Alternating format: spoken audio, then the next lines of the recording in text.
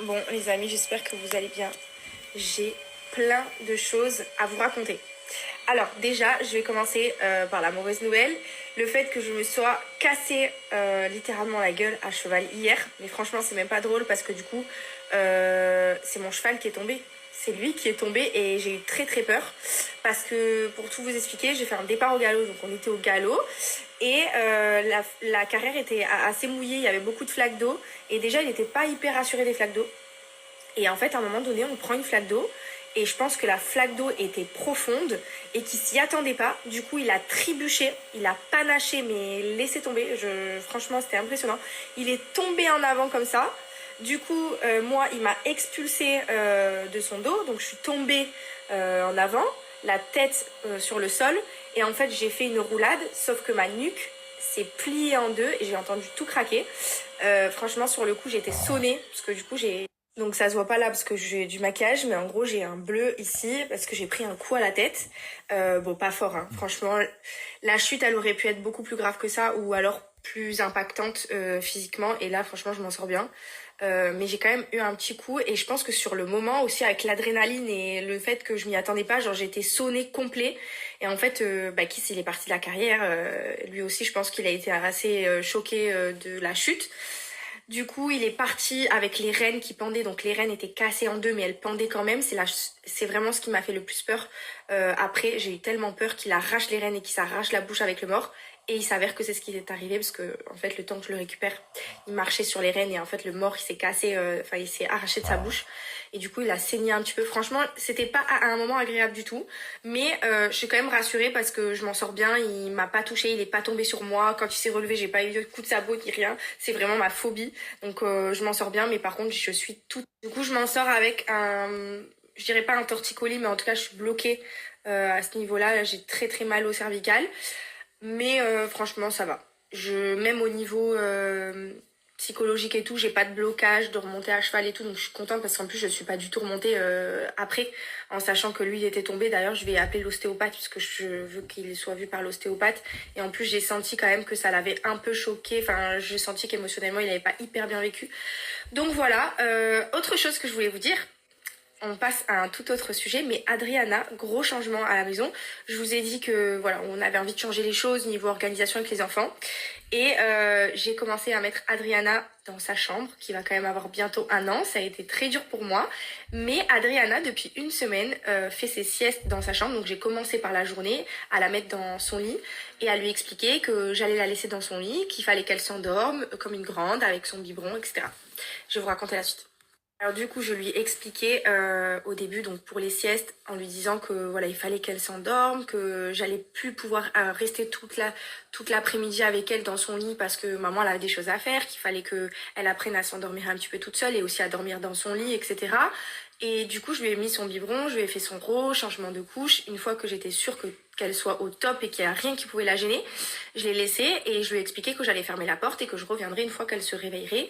Les premières fois, on a senti que elle était pas très contente. Elle a pas forcément énormément pleuré parce que moi j'arrive pas à les laisser pleurer dans tous les cas quand ils se mettent dans tous leurs états. Mais par contre j'ai senti qu'elle cherchait juste son sommeil et que du coup elle chouinait un petit peu. J'y suis allée plusieurs fois au début et en fait franchement en 5-7 minutes elle dormait. 5 à 7 minutes elle dormait, donc ça c'est les premières fois.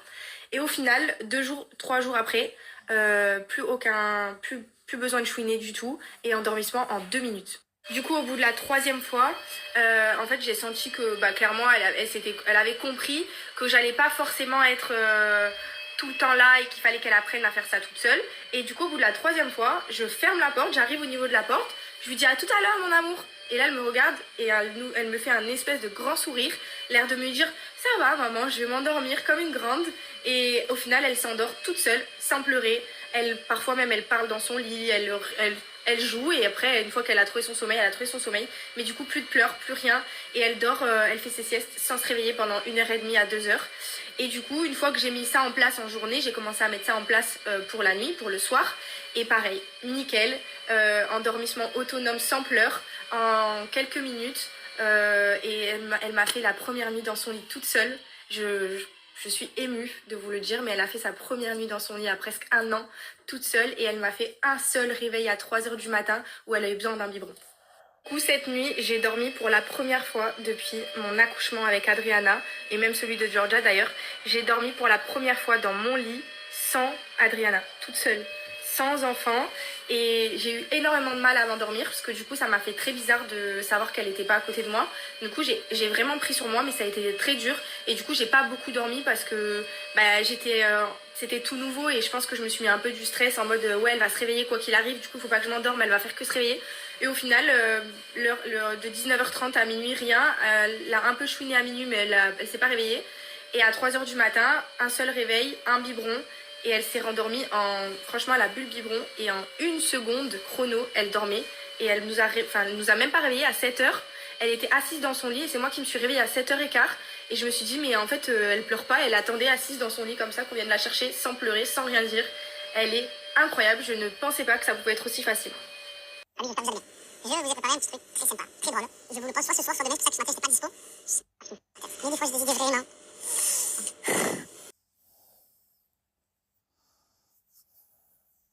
J'ai passé la journée à Fafa, à nettoyer.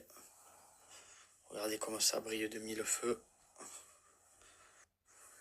Je vous montre un petit peu. Jou, elle m'a fait acheter un aspirateur. Regardez ça. Canapé. Intervenir Leader Wash, mes amis. Ils ont tout retourné, le canapé. Et là, il y a le petit aspi là qu'elle m'a fait acheter là, de la bombe. Il frotte et tout. Maison nickel, ça fait plaisir. Je me sens bien là. Je sais pas comment vous expliquer. Faire du ménage là, ça fait du bien.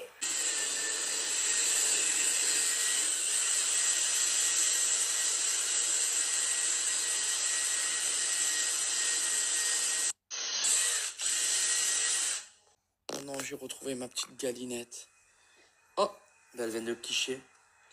Ben tu viens de quicher, galinette. Oh non.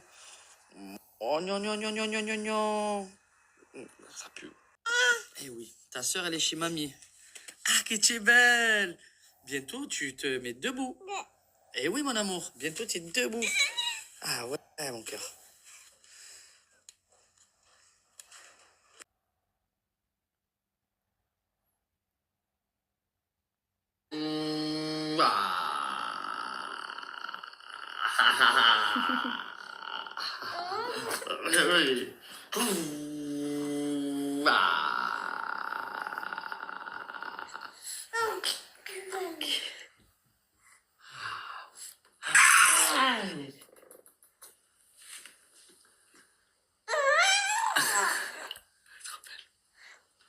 Et voilà, fini, bravo. Tiens, allez.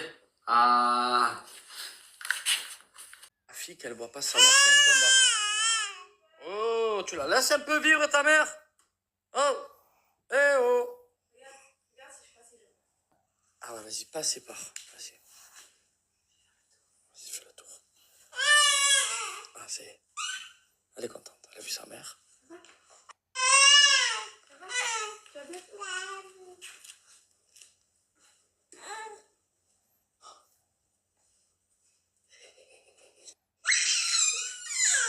Et voilà. Elle est là. Non, non, non, mais là. Je sais pas. Elle est toujours souriante, cette fille. C'est un truc de fou. Elle te cherche, hein. Elle te cherche, elle te cherche, elle te cherche.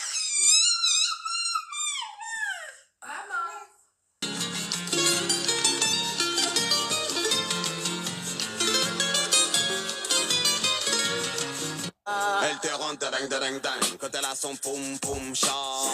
Et ton problème c'est simplement qu'elle s'en moque, elle te rend dingue. Boy, quand elle whine dans son shot. Voilà. Se passer la soirée, tranquillou Marilou. On va se détendre. Les gars, ça fait très longtemps que j'ai pas mis les infos. Je viens de tomber sur un truc de malade. Il y a des jeunes étudiants, ils ont gagné au loto. Ils ont utilisé des algorithmes avec l'intelligence artificielle. TikTok dans le Mais j'y viseur crois pas. des députés. L'Assemblée nationale vient d'approuver la création d'une commission pour enquêter sur les effets psychologiques de la plateforme chinoise régulièrement pointée du doigt pour les contenus qu'elle met en avant et leurs dégâts potentiels sur les plus jeunes. TikTok est aujourd'hui l'application la plus téléchargée en France. Et c'est maintenant que vous en rendez compte, les gars. Trop beau vous êtes. Cyril Zeglache et Mathieu Rioux. Plus de 3 ans après sa disparition, Ouf, la chambre de j'arrête là. Marie est restée. Miam, à table. Ouh. Hmm.